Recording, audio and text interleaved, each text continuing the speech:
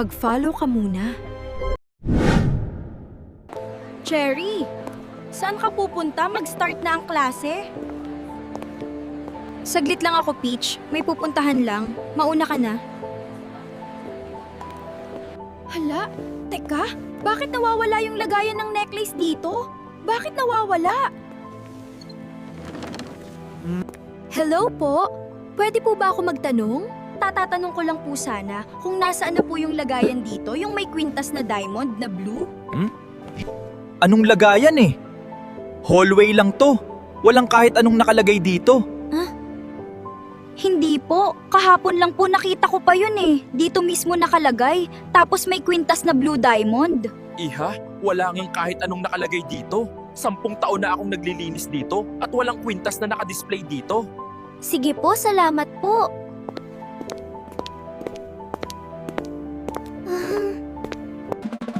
Five, six, seven, eight. Let's go. Wishford. Hit, hold, and reset. 5, 6. What the hell are you doing here?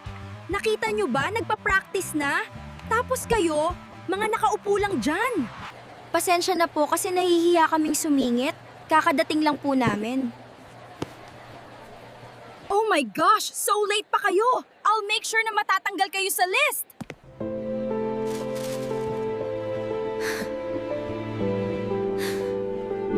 Oops, loser.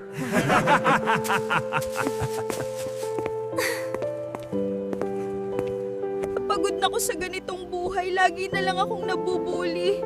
Sana one day ako naman ang bida.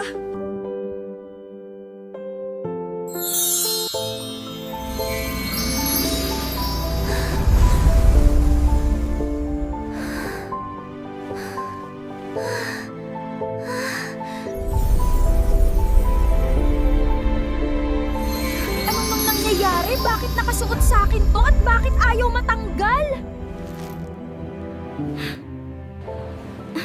Naku, sana naman walang makapansin itong kwintas na to. Saan ba kasi isasauli ito?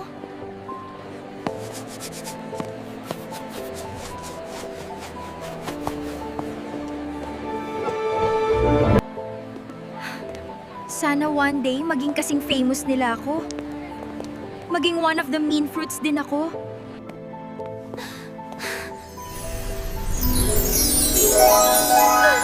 Anong nangyayari? Bakit ba laging umiilaw itong necklace na to?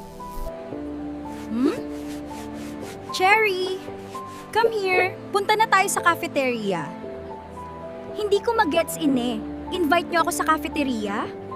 Hindi ko magets bakit niyo ako in-invite kumain dito? What are you talking about? You are a mean fruit, so you belong here. Ha? Mean fruit na ako? Kasali na ako sa grupo nyo?